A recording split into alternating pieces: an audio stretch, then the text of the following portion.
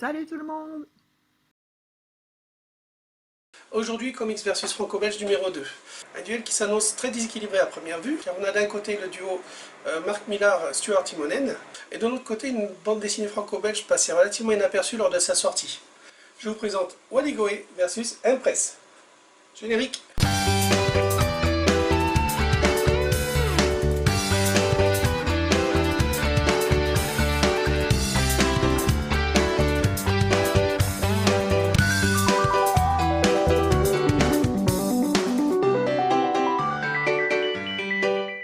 Wally Goé est un titre que je ne connaissais pas du tout, et j'ai eu la très agréable surprise de le découvrir dans un magasin de la chaîne Nose pour 4 € le diptyque.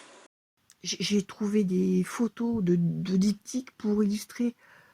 J'ai décidé de vous le présenter parce que les auteurs ne sont pas tout à fait les premiers venus. En effet, il s'agit de Yann et de Virginie Augustin. Yann, né en 1954, a déjà une tripotée de titres à son actif et pas des moindres, puisqu'on y trouve Bob Marone, Les Innommables, Tigresse Blanche avec son compère Conrad, et l'excellent Basile et Victoria, Lucky Luke, Gastoun, Pin-Up, Le Marsupilami, Torgal, Sambre, etc., etc., etc. Virginie Augustin, elle, est née en 1973 et son CV comporte beaucoup moins de lignes, mais que des séries de qualité. Elle collabore dès la fin de ses études avec les studios Disney, sur les dessins animés Tarzan et Hercule, puis sur Witch. Elle travaille également sur le dessin animé Corto Maltese. Sa série la plus importante à ce jour pour moi, c'est Alim le Tanner, qu'elle dessine sur un scénario de Lupano. Lupano, à qui on doit entre autres Les Vieux Fourneaux, ainsi qu'une réponse jubilatoire au ministre de la Culture lorsqu'il a refusé la médaille des Arts et Lettres que celui-ci lui proposait. J'aurai l'occasion de vous reparler de cette série très prochainement parce qu'elle fait partie de mes préférés. Alim le Tanner ou Les Vieux Fourneaux? Les deux, mon capitaine. T'as raison, c'est du bon.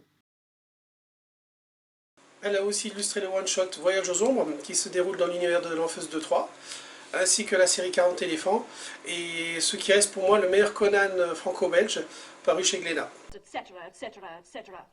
Wally Goé, c'est une petite ville écossaise, aussi rude que ses habitants, et les 300 marches taillées dans la pierre qu'il doit emprunter pour descendre jusqu'à la mer. Et c'est le cadre de cette BD. Le titre, il vient de là? Oui, je pense, il y a des chances. Nous sommes en l'an de grâce 1815.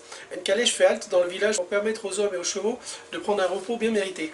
Sort du véhicule Lord Douglas Dodgson, un dandy poète coqueluche du tout Londres, en disgrâce pour avoir conté fleurette à une jeune, très jeune femme. Speranza, sa muse, qui plume la muse. C'est bien français, ça? Je m'en fous, je voulais faire un jeu de mots. Et le cocher dont l'histoire n'a pas retenu le nom. L'inspiration fuit le poète maudit, et Speranza l'accompagne plus par la dépendance réciproque qui s'est installée entre eux, que par réelle affection à en juger par les échanges piquants qui y occupent leur quotidien. Il faut reconnaître que la dame a de la répartie et se montre volontiers cruelle. Elle manie l'ironie avec un certain talent, notamment envers la gente masculine, ce qui a l'inconvénient de déclencher des réactions si vives que violentes chez certains bas du front du village. Les personnages principaux, outre Douglas et Speranza, ce sont les enfants du pasteur. Branwell, personnage riche et désœuvré, miraculeusement mis à l'abri des ravages de l'intelligence, ce qui fait un mélange aussi détonnant que nauséabond. Fort heureusement, sa sœur Émilie remonte agréablement le niveau et de la famille et du village, tant au niveau de son physique que de sa finesse d'esprit. Ce qui devait n'être qu'un très court séjour se prolonge grâce à deux découvertes. La première, c'est l'existence d'une gracieuse créature diaphane, aussi nocturne que mystérieuse, qu'aperçoit Douglas, alors qu'il tente de trouver le courage de se trancher la gorge nuitamment devant la fenêtre qui donne sur le cimetière. Ce qui correspond pour lui à une mort aussi romantique que symbolique pour parachever toute une vie dédiée au dandysme. La deuxième, c'est Speranza qui l'a fait. Elle apprend qu'Elisabeth, la révélation littéraire de ces derniers mois, vit dans le village. Étant donné que personne n'a jamais rencontré ce personnage mystérieux, nos deux compères ne vont avoir de cesse que de découvrir son identité. C'est la trame des récits qui va réserver son lot de mystères et de surprises. Yann joue avec les lieux et les personnages, et il nous plonge dans un jeu d'intrigue dans une ambiance rude et romantique, où combat de coq et romance se mêlent au meurtre et au dialogue fin et imagé. Ces dialogues participent avec bonheur à la réussite de ce diptyque, et ils sont ajustés habilement à chaque personnage. Le poète qui aime s'écouter déclamer même si les autres ont du mal à suivre le train de ses pensées.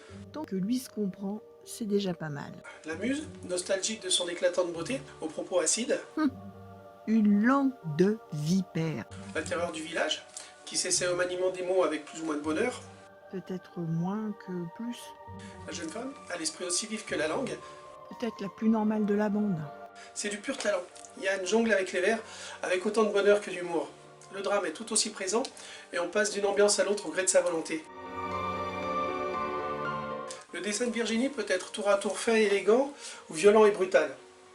Il se prête merveilleusement au dessin de décors ou de paysages, et on est transporté dans la lande et dans le temps sans quitter notre siège. Une lecture très agréable et dépaysante, et qui sait nous tenir en haleine sur les 2 tomes, à une fin surprenante pour peu qu'on se laisse entraîner dans le récit. Un petit point négatif quand même, c'est la manie qu'a Yann de commencer bon nombre de ses phrases par des mots ou des expressions anglais. My dear, down, good lord. Etc., etc. Pour ancrer encore plus ce récit en Écosse. C'est superflu, ça peut vite taper sur les nerfs et c'est bien dommage. Tant qu'à faire, ils auraient dû utiliser du gaijin, ça aurait été génial. Mais c'est bien le seul petit point faible que j'ai pu trouver à cette BD. Empress est une série en 7 épisodes, parue par chez nous chez Panini, qui nous vient tout droit du Millar World. Elle est scénarisée par l'Écossais Mark Millar et dessinée par le Canadien Stuart Timonen. On leur doit, à l'un et à l'autre, tout un paquet de séries aussi bonnes les unes que les autres. On est dans un récit de science-fiction, du bon space opéra à la Star Wars, avec des méchants très méchants, des gentils très gentils, même si d'un côté comme de l'autre, ça dézingue sans trop se poser de problème de morale. C'est un comic book qui pourrait paraître stéréotypé, mais ça fonctionne parfaitement. Et les premières pages nous donnent envie de nous embarquer avec Emporia et ses 3 enfants, et de parcourir l'univers. Nous sommes sur Terre en l'an 0, moins quelques millions d'années, et le dictateur Morax règne sur l'univers et ses environs. C'est un monstre sadique qui assoit son autorité par la violence et la terreur. Tu parles d'un euphémisme?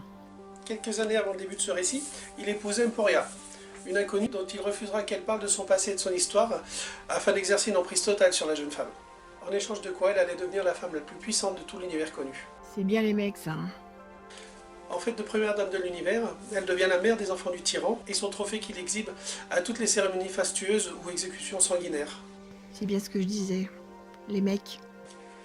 Un jour qui n'est pas fait comme les autres, elle prend la décision de s'enfuir pour mettre ses 3 enfants, Aîné, Adam et Puck, respectivement 15 ans, 10 ans et 18 mois, à l'abri de son psychopathe de mari. C'est une entreprise extrêmement périlleuse pour l'impératrice, car son époux ne reculera devant rien pour retrouver sa famille. Pas par amour, mais bien pour démontrer sa puissance et sa cruauté. Elle sait qu'il la tuera sans aucune pitié pour faire un exemple. Elle sera aidée dans ses projets d'évasion par Dane, un vétéran de la guerre de un jour qui a été affecté à sa protection dès la naissance de son premier enfant. C'est un soldat de très grande valeur, et on voit tout de suite l'attirance qu'il a pour la belle Emporia. C'est pour la partie romance du récit, et ça tombe bien. Ils sont canons, tous les deux. C'est pas faux en même temps. Thor, un nain vétéran de la fameuse guerre, lui aussi se joint à eux, et grâce à Cargon, son robot téléporteur, Ça serait pas un lointain cousin de Bidule, d'Excalibur? c'est vrai qu'il y fait violemment penser. Ils vont pouvoir passer d'un monde à l'autre. Les mondes visités sont le plus souvent hostiles, et entre la peur et l'avidité, il faut se méfier de tout le monde.